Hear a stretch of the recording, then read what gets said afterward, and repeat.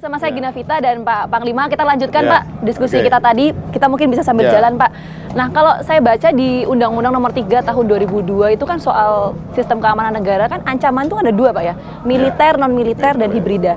Yang tadi Pak Panglima sampaikan kan soal ancaman fisik dan lain sebagainya, konteks militer. Kalau non-militer misalnya Pak, soal cyber, terus kemudian COVID yang baru saja kita hadapi, itu gimana itu Pak persiapan kita? Ancaman cyber ini ke depan kan mungkin terjadi, bahkan sudah terjadi kan. Yang kemarin mungkin di media disampaikan ancaman cyber di tingkat kita sebenarnya juga ada setiap saat, setiap waktu ya. Tapi kita punya Sat Cyber Mabes TNI dan di angkatan juga punya masing-masing Sat Cyber di matra darat, laut maupun udara. Dan sehingga setiap hari kita istilahnya ya ada perang ya, perawan kecilnya melawan cyber tersebut yang akan mengganggu ancaman, tapi nggak sampai besar, nggak sampai mematikan sistem sistem elektronik di tempat kita.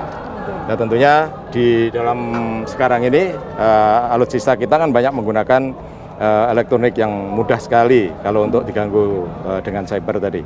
Jadi umpama kita mengarahkan senjata, kemudian kemudian ada dari elektronik yang untuk mengalihkan seperti itu sehingga sasarannya akan tidak sesuai dengan arahnya, ini juga bisa. Nah, sehingga di dalam setiap latihan maupun setiap hari kita laksanakan tadi standby untuk perang melawan cyber. Oke, tadi Pak Panglima kan menyampaikan bahwa soal cyber itu kan saat ini tengah kita hadapi. Tapi kondisi kita per hari ini kita berdiskusi itu seperti apa sih Pak kalau konteksnya cyber ya? Ya kita masih mampu loh untuk melawan seperti kan, juga ada BSSN. Yang penting kita sinergi sebenarnya dari Kementerian Lembaga kan juga banyak yang punya cyber yang di bawah koordinasi BSSN. Saya yakin kalau itu kita perkuat, kita bersatu untuk melawan cyber, mempunyai kekuatan cyber, saya yakin mampu untuk melawan itu. Oke, karena kita juga sudah punya beberapa teknologi yang tadi yang Pak Panglima sampaikan. Itu soal cyber Pak, tapi bagaimana soal ancaman pandemi COVID-19? Meskipun sekarang kita sudah memasuki transisi ke endemi gitu, tapi kan mau tidak mau kan kemarin kita sempat menghadapi pandemi COVID-19. Itu seperti apa? Ya tentunya, jadi kembali lagi kita selalu harus bergotong royong bersatu untuk menyelesaikan masalah kayak COVID-19 yang lalu. Nyatanya negara kita kan bisa menyelesaikan paling awal di antara negara lain. Ya kuncinya itu tadi, kita bersinergi dan tentunya kesadaran dari seluruh masyarakat dan juga kita mengerahkan semua daya upaya kekuatan kita untuk bersama-sama melawan itu. Tapi dengan kesadaran yang ada, kita bisa menyelesaikan COVID-19 yang dulu dimulai dari masyarakat kita, mahasiswa kita yang di Wuhan waktu itu evakuasi ke Raneh. Waktu itu kebetulan saya yang memimpin di Raneh dan alhamdulillah sampai rangkaian berikutnya kita menyelesaikan COVID-19 bisa kita atasi bersama. Kuncinya adalah kita sepakat soal sinergitas. Kita mungkin boleh di sini Pak ya?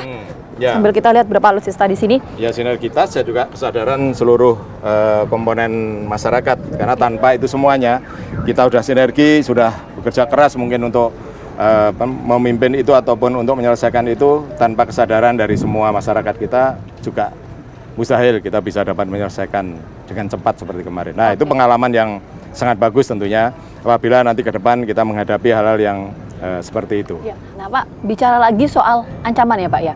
Ini kan kita tahu bahwa di Papua, ini baru saja ya belakangan terakhir ini, soal KKB Pak, keberadaan dari mereka itu sebetulnya ancaman yang dideteksi itu seperti apa satu, dan seberapa sulit sebetulnya Pak untuk memberantas hal itu? Ya jadi gini ya, di Papua ini sebagian wilayah saja yang ada tingkat bahaya dari KKB tadi, yang tingkat gangguan keamanan, bukan bahaya, gangguan keamanan oleh KKB, tidak semua wilayah. Nah ini jangan kalau orang Jawa bilang itu jangan dikebiah uyah bahwa di Papua ini tidak aman. Semua wilayah aman kecuali beberapa daerah ya Pak? Dan sekarang provinsi baru, ya, provinsi Papua Pegunungan tadi, dengan beberapa kabupaten. Dan itu memang dari dulu rawan terjadinya gangguan keamanan oleh kelompok-kelompok. Ya, senjatanya pun sebenarnya juga nggak banyak. Ya, senjatanya nggak banyak. Tapi kelompok-kelompok tersebut selalu mengintimidasi warga, kemudian meminta meminta, kalau orang Jawa itu bilang meminta kayak pajak nggak resmi itu dari pemerintah daerah. Ya, pemerintah daerah dalam ini dana desa, kemudian dana kecamatan dan sebagainya ini. Sehingga di situ apabila tidak dikasih, nah nanti mulai membakar sekolah, membakar. Ini yang saya tahu loh. Jangan sampai nanti terus dibilang Panglima menganggap enteng. Ini kan saya udah hampir setahun menjabat ini dan selalu tiap hari hampir menerima laporan tentang Papua ini. Oke. Nah, setelah saya evaluasi, ternyata hanya seperti itu. Jadi bukan gerombolan yang pengen merdeka dan sebagainya, itu nggak ada sebenarnya. Ini kelompok-kelompok, ya masing-masing kelompok ini, daerah-daerah ini juga nggak kompak. Mereka mendirikan sendiri-sendiri. Nanti mana ketika mereka sudah tidak dapat bahan makan, kemudian dikucilkan masyarakat, mulai angkat senjata, mengganggu masyarakat, bakar sekolah, bakar puskesmas, bakar lagi fasilitas-fasilitas umum lah. Ya, itu yang terjadi. Ya. Oke. Nah, ini tolong juga masyarakat memahami ini, jadi jangan justru percaya dengan kelompok mereka yang selalu memang membuat seolah-olah Papua ini tidak aman semuanya. Ya. Tadi kok Pak Panglima menyampaikan ini tidak semua daerah, tapi hanya beberapa daerah, dan itu adalah konteksnya soal gangguan keamanan. Tapi seberapa sulit Pak untuk memberantas kelompok mereka itu yang berpotensi mengganggu keamanan itu, Pak? Nah, kan kita ada operasi di sana, ada operasi membantu Polri dalam penegakan hukum, kemudian ada operasi PAM perbatasan yang tergelar di perbatasan darat RI dengan PNJ, juga PAM menjaga objek vital di Freeport, dan juga operasi tadi yang membantu polisian dalam penegakan hukum tadi.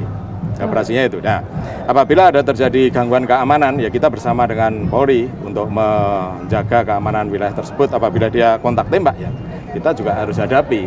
Jangan sampai dia menembak masyarakat terus dibiarkan saja. Tentunya kalau dia seperti yang lalu saya sampaikan, kita datangi angkat tangan, ya kita proses hukum. Tapi kalau tidak mengajak kontak tembak, ya kita tembak. Gimana kontak tembak, masa kita diem saja? Ya.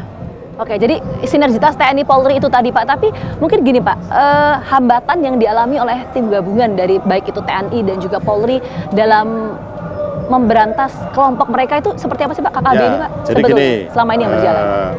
Yang terjadi, mereka ini kan ada yang berbaur dengan masyarakat.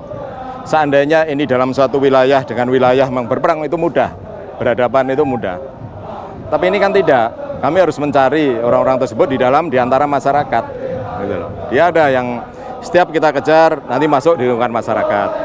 Kontak tembak kita kejar masuk di lingkungan masyarakat. Sebenarnya masyarakat sana ini juga banyak yang sudah tidak mau dengan ada KKB ini, karena yang jelas kehidupan berumah tangganya terganggu, masa depannya anak-anak mereka ini juga terganggu. Mereka saya yakin juga pengen memiliki masa depan untuk putra-putrinya.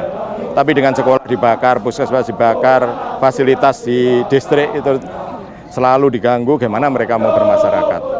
Artinya Pak Panglima menyampaikan bahwa dengan keberadaan kelompok kriminal bersenjata ini yang kemudian mereka membaur ke masyarakat itu menjadi salah satu tantangan tersendiri ya Pak ya? Tantangan sendiri, kami kan nggak mungkin dari HAM nanti kalau kita menyerang di situ, dan pasti yang kena masyarakat nanti kan.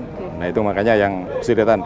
Kalau masalah medan, masalah cuaca, masalah musuh kita udah terlatih semua. Tentara kan memang dilatih untuk itu. Cuaca, medan, musuh itu sudah kita pelajari, sudah kita dapat.